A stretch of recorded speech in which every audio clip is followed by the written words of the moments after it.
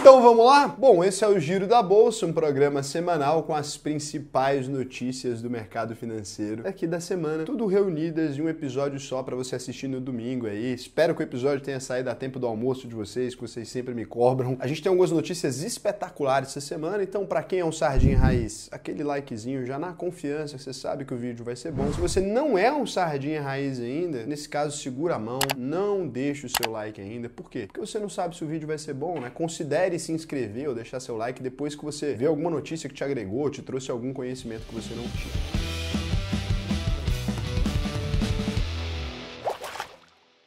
Primeiro a gente começa aqui pelo resumão, então. A gente vai ter que começar falando dela, da Petrobras. O governo decidiu partir para cima aí da empresa nessa semana, depois do anúncio de sexta-feira passada, né, do novo preço do diesel, mais 14,26% de aumento no diesel e 5,18% de aumento na gasolina, né? E assim, depois que foi divulgada essa notícia, cara, o pessoal lá do Bolsonaro, o Ministério ali, o Palácio do Planalto, como de modo geral, falou assim, isso aqui é afronta, né? Porque essa notícia veio logo depois ali do governo conseguir aprovar no Congresso a lei que estipulou aí o tal do teto de 17% para o ICMS cobrado sobre os combustíveis, energia elétrica, transporte e comunicações. A reação do presidente Bolsonaro aí foi imediata. Ele falou que vai criar uma CPI para investigar a política de preços e lucros da Petrobras. Cara, essa frase em si, ela não faz muito sentido. Vou explicar por quê. O governo federal, ele controla, ele é o maior acionista da Petrobras. E ele tá falando que vai abrir uma CPI, né, que é uma comissão parlamentar de inquérito, para investigar a empresa que ele mesmo gerencia. Então essa notícia aqui foi meio estranha para o mercado de modo geral. Seria a mesma coisa, para tentar explicar para vocês aqui, né? Eu sou aqui o presidente do Investidor Sardinha, por exemplo, da minha empresa. E está acontecendo aqui uma situação onde o preço cobrado para os alunos do curso está incondizente com aquilo que eu acredito, mas eu tenho o controle da empresa, 51%. Em vez de rever esse preço de alguma maneira, ou definir outra pessoa para ficar nos cargos de diretoria e etc., eu falo, eu vou abrir uma investigação aqui, a gente vai botar outras pessoas para investigar aqui e ver o que está acontecendo com o preço do produto que eu estou cobrando. Foi meio estranho, né? E aí estão rodando lá então esse negócio para receber a assinatura da Câmara dos Deputados. Eu não entendi muito bem o que o governo pretende com isso aqui, de verdade. Eu tentei entender de todas as maneiras, assim, mais ou menos o que eles estão querendo, mas me parece uma medida meio que jogar ali para a galera tomar uma decisão, né? Não entendi. Se alguém conseguir entender aqui, talvez puder me explicar, eu não sou tão entendedor desse assunto, mas se você puder me explicar por que carambas isso faz sentido, você que é mais dentro dos meandres políticos ali, eu agradeceria. Ao mesmo tempo, o ministro do STF, o André Mendonça, pediu que a Petrobras dê explicações sobre os critérios utilizados para reajustar o preço dos combustíveis, né? Com isso, as ações da Petrobras fecharam mais uma semana em queda, a gente vai mostrar isso daqui a pouco. E aí, outra coisa, uma coincidência, né? Quando a gente está aqui faltando 4 meses para a eleição, o governo também aprovou uma PEC aí para criar o auxílio emergencial no valor de R$200. Bom, é uma notícia atípica, mas a gente já entendia que isso ia acontecer. É natural, políticos, o Bolsonaro não inventou isso aqui, tá? O Lula faz, Dilma faz, todo político, ele se torna mais populista em época de eleição. Só que é estranho, né? Porque nesse momento aqui não existe um motivo necessariamente para ter o auxílio emergencial. O Covid deu uma reduzida ali nos impactos, tá todo mundo trabalhando e etc.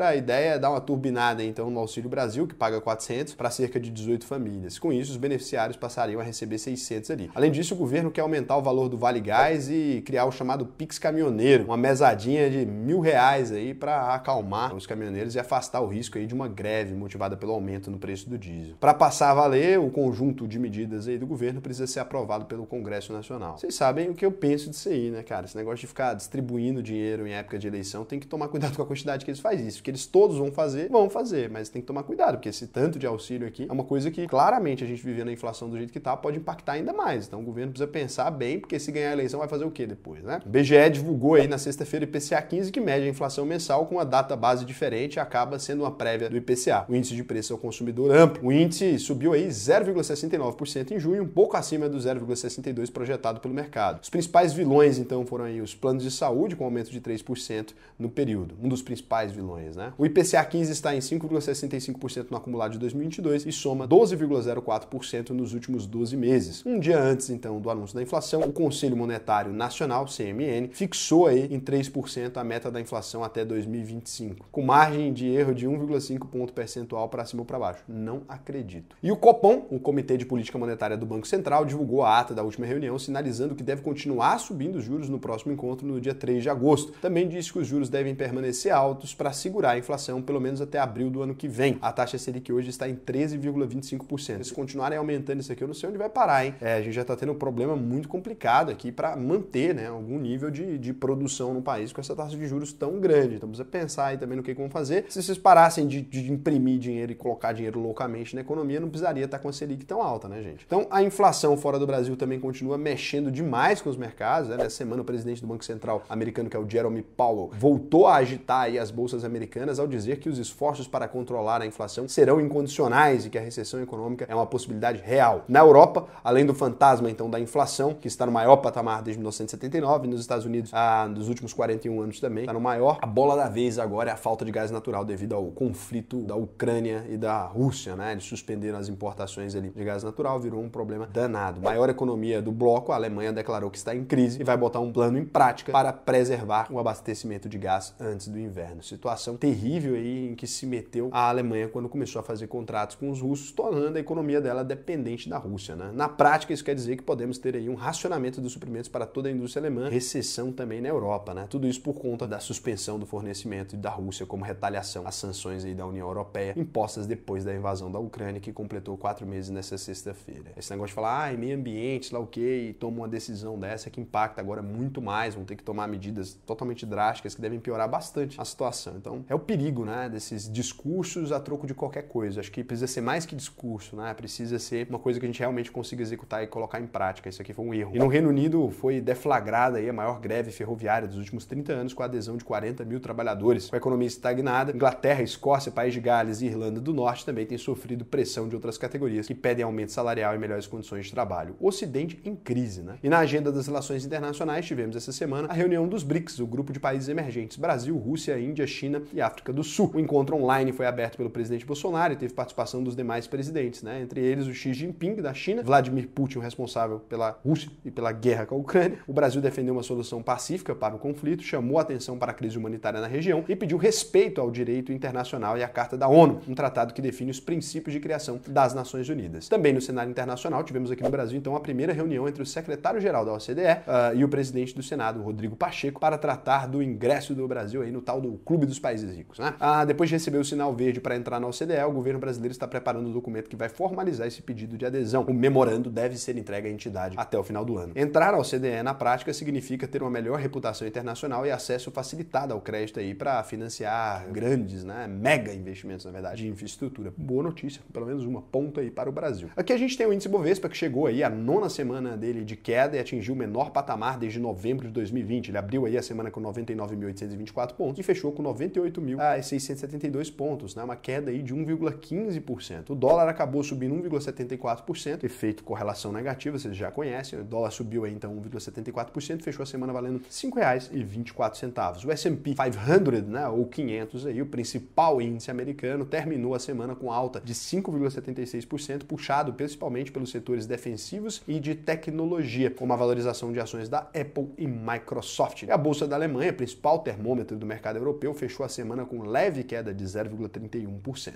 Agora a gente vem aqui para as notícias sobre ações mesmo. Petrobras, PETR4, a gente teve mais esse capítulo aí de troca de comando. Na segunda-feira, o presidente José Mauro Coelho renunciou ao cargo e o diretor executivo da exploração e produção, Fernando Borges, assumiu interinamente. Cara, tá caindo demais aqui, né? Toda hora troca um presidente da Petrobras, não vai adiantar, não é o presidente da Petrobras que tá problemático, já tentaram 200 presidentes, podia parar com esse negócio, né? José Mauro, na verdade, estava só esquentando a cadeira aí, porque o governo já tinha trocado o nome dele pelo de Caio Paes de Andrade. Nessa segunda-feira, então, o Conselho de Administração da estatal deve se reunir para aprovar a posse do novo presidente. O mal-estar entre a Petrobras e o governo, por causa do reajuste de preço dos combustíveis, fez as ações caírem ainda mais essa semana. Então, fechou aí a R$ 26,29, com 1,46% de queda. Se o governo quiser de fato que o preço pare de subir, vou dar a dica que vai ter que mexer em alguma das coisas lá dentro, tá? Vai ter que mexer no PPI, não sei se vocês não querem fazer isso para não pegar mal para o mercado, vai ter que mexer em alguma coisa lá dentro. Se quiser de fato que o preço caia, essas coisas de ficar demitindo e etc, não vai resolver esse problema do preço não, porque o cara que está sentado nessa cadeira ali, ele tem que cumprir aquelas regras que a empresa se predispôs a cumprir. Então, assim,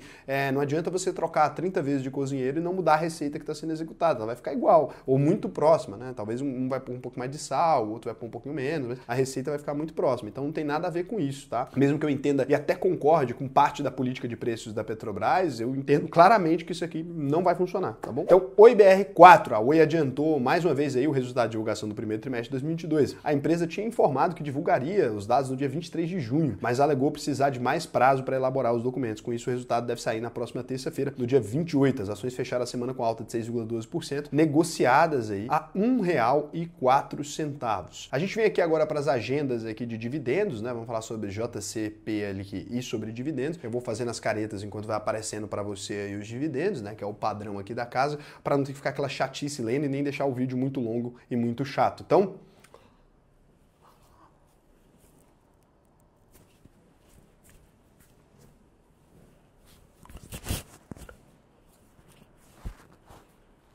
pronto. Deve ter terminado aí as agendas de dividendos. E agora aqui a gente vem para as rapidinhas, que é aquela notícia que não merece um destaque, nenhum comentário, mas é importante que você saiba, né? Então no encontro aí do BRICS, a China criticou o abuso de sanções. A Rússia tá com medo, né? O presidente chinês Xi Jinping pediu que o BRICS assuma a responsabilidade conferida por sua influência econômica e disse que estes devem defender um sistema internacional verdadeiramente multinacional baseado nas Nações Unidas. Tá com medo de tomar intervenção aí também a China. E o governo anunciou nessa semana que pretende começar a tributar a exportação do petróleo como alternativa para compensar a alta dos combustíveis. A notícia é péssima, principalmente para as pequenas empresas do setor que poderão ter que pagar mais imposto no momento em que exportam petróleo bruto para ser refinado. E vamos ver se essa medida funciona para baixar o preço. Pelo menos estão tentando fazer alguma coisa aí. Então, Suzano, SUSB3, concluiu a aquisição das empresas Vitex e Parkia pelo valor de 667 milhões de dólares, quase nada, podia só transferir para minha conta por engano, em 2 parcelas. Um comunicado realizado na quinta-feira, dia 23, sendo a primeira parcela paga na presente data e a segunda deverá ser paga em 12 meses contados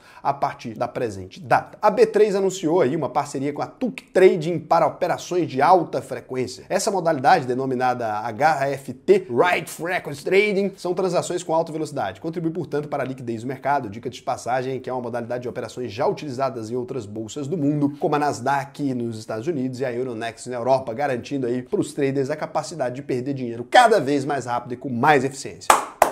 Muito obrigado, B3. Vamos agradecer isso aí que vai gerar bons dividendos pra gente. Após a rejeição da Alemanha em relação ao fim dos carros a gasolina e diesel em 2035, falei que isso aí não ia dar nada, outros 5 países se manifestaram para adiar essa projeção. Itália, Portugal, Eslováquia, Bulgária e Romênia pediram a Bruxelas que os limites de emissão da frota de carros novos da Europa seja de 90% em 2035 e não de 100%. A Agência Nacional de Energia Elétrica, a ANEEL, aprovou o reajuste de 64%.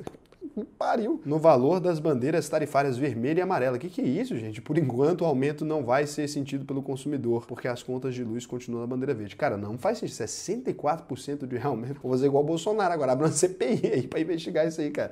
Que é isso, cara? Por falar em energia elétrica, a privatização da Petrobras vai injetar aí 5 bilhões na conta de desenvolvimento energético, CDE, usada para subsidiar o valor de conta de luz. Com isso, a desestatização da empresa poderá resultar num desconto de 2,3% para consumidores em todo o país. Pois é, mas é uma situação temporária, né? Gastar dinheiro garantindo desconto temporariamente não é um bom método. O que a gente precisa é de uma indústria energética mais competitiva, gerando mais números. Então, indo aqui para o cenário internacional, e aqui a gente está testando aqui o nosso novo separador aqui de notícias aqui, o nosso novo roteirista aqui do Giro, e ele fez uma micro cagadinha aqui, a gente vai perdoar ele, é a primeira semana que ele está fazendo o Giro pra gente. Ricardo, continua aqui com a gente, é só que a gente tem 2 pessoas, porque o Giro nunca pode faltar para vocês, né? Então, a gente está testando aqui o Leonardo Gregório, vou pedir paciência de vocês aqui. Por quê? Porque o Leonardo, ele está começando agora a fazer a escrita aqui das notícias, separar as cotações, ele tomou a decisão de colocar a cotação dos BDRs e não das estoques, né? Manda assim, ó, forças, Leonardo, melhore, que a gente tem fé que ele vai melhorar aqui. Os outros programas sou eu mesmo que faço, mas o girinho aqui, como é uma coisa que precisa selecionar e ler todas as notícias, é uma coisa que eu acabo não tendo tempo, então fica aí nossos queridíssimos roteiristas, um agradecimento a essas pessoas que contribuem aqui para que a gente tenha um programa cada vez melhor, cada vez com mais notícias. Você foi vendo que o giro foi melhorando, né? Então, Netflix NFLX 34, Netflix demite aí mais de 300 funcionários, sendo este o segundo corte da empresa em 2022. A empresa registrou uma redução significativa do número de assinantes no primeiro trimestre de 2022 e vem usando isso como justificativa estimativa para a medida das demissões. Ainda assim, conseguiu terminar a semana com a alta de 9,60%, voltando assim à faixa de preço que se encontrava em abril desse ano. O valor da ação foi de 190 dólares e 85 cents. Interessantíssimo, né? A Netflix aí tem apresentado bons números, né? Só que o que acontece? Uma coisa que é muito interessante, o Brasil é um dos países mais assinantes de Netflix, então o Brasil tem tudo a ver com essa dificuldade que a Netflix está de manter os assinantes, porque a gente é um dos países que mais consome streaming e como nós temos aqui uma relativa crise, veio outros players, então a Netflix está com dificuldade de se adaptar. As produções in-house da Netflix de séries têm sido muito boas, de filme eu já não tenho gostado tanto, queria a opinião de vocês, e você tem assistido muito a Netflix? Microsoft, MSFT, entre os membros aí da Big Five, nome dado, né? As atuais 5 maiores, mais dominantes e mais prestigiadas empresas da indústria de tecnologia e da informação dos Estados Unidos, ela representa aí as melhores margens de lucro do grupo aí, em 37,6%. É uma das grandes responsáveis aí por contribuir para a crescente da Nasdaq essa semana. A Microsoft performou em alta aí de 9,41% essa semana. E aqui a gente tem, então, a ausência completa, né, que o Leonardo esqueceu de pôr aqui, do motivo pelo qual isso aconteceu. Ei, Leonardo. É isso, então. Apple, a APL. A Apple também registrou uma alta significativa essa semana, mesmo depois de especulações aí sobre atividades dos hackers envolvendo uma empresa italiana que usava ferramentas para espionar celulares Apple e Android, tanto quanto entre usuários da Itália quanto do Cazaquistão, fechando um aumento aí de 8,83% ao final do mercado dessa sexta-feira. Então, mesmo depois de ter todas as notícias divulgadas, as pessoas querem que se foda, 8,83% de alta nas empresas de tecnologia, como eu disse, foram as que mais puxou. Agora a gente vem aqui para Boeing, né? BA lá fora, para quem investe do jeito certo em stocks NISE, ou BOEI 34 para os BDRistas aí. A Boeing testa um novo avião com tecnologia sustentável, o modelo Eco Demonstrator 777, busca realizar viagens com menos emissão de carbono, mais sustentáveis e seguras. Esse é o tipo de medida que a gente precisa, né? Não parar a importação de um negócio ou não suspender suas usinas nucleares para fazer zoeira. É esse tipo de coisa, mas assim, os testes serão feitos em 6 meses, verificando emissões, redução de uso de combustível, ruído e incorporação de materiais mais sustentáveis. Apesar da inovação,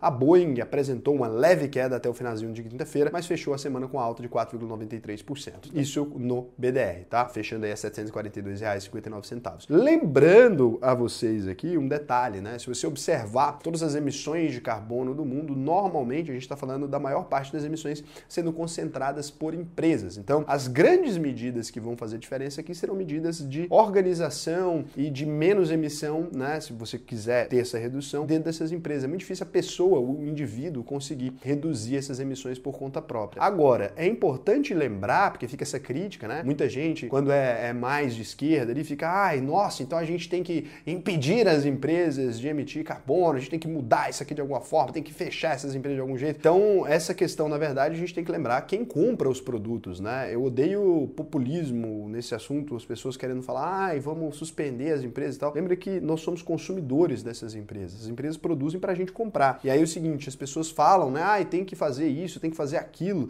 para essas empresas não fazem essa mudança porque querem lucro, né? E tudo isso é verdade mesmo. As empresas não fazem às vezes essas mudanças porque tá dando lucro vender esses produtos. E tá dando lucro porque a gente compra os produtos. E se ela muda isso e ela tem ali que fazer uma grande modificação e o custo do preço aumenta, ela vai repassar o custo para você. E aí você também não está disposto a comprar esse produto pagando mais caro, né? Então assim, para mudar as coisas a gente precisa ter essa mudança na sua vida. E a gente tem a estreia, então, de Banco Inter lá no Internacional. O Banco Inter se mudou em definitivo para a Bolsa de Valores americana. Falta total de skin in the game, quero deixar aqui registrado. Banco Inter, XP, Nubank, todos eles falam para você, né? Invista em ações nacionais, a gente tem aqui, mas eles mesmos são listados lá fora, né? Bem longe da burocracia brasileira. Então as ações passaram a ser negociadas na Nasdaq aí, na maior cara de pau, nessa quinta-feira, dia 23, depois de perder mais de 65% do valor de mercado desde o IPO na B3 em abril de 2018. Agora foi a vez do Banco Inter despencar 12,56 no primeiro dia em solo americano. Parabéns! A ideia da empresa com esse IPO é ter mais visibilidade, com uma consecutiva diversificação de investidores e um eventual aumento de capital sem perder o controle da empresa, né, Banco Inter? Então, o Banco Inter fechando aí a $3,14. Quero mais é que se lasquem, né? Criptomoeda, a gente vem aqui pra gente ir encerrando as nossas notícias da semana. O presidente do Federal Reserve, o Jerome Powell, disse esperar aí uma eventual legislação por parte do Congresso americano para regulamentar o mercado de criptoativos. Falta só avisar o mercado de criptoativos disso, né? Porque ninguém quer ser regulado e não vai ser regulado, né? Com essa fala, o Fed demonstra aí o objetivo de elaborar estruturas regulatórias necessárias para o funcionamento das criptomoedas na economia atual. Em resumo, o Jerome Powell está dizendo: pessoal, a gente gostaria de imprimir mais dinheiro e que vocês não tivessem muito para onde fugir, porque se eu imprimo dinheiro e você tem para onde fugir, acaba dificultando um pouco a nossa vida. Então, assim, se vocês puderem organizar aí com a gente, né, e parar de negociar Bitcoin,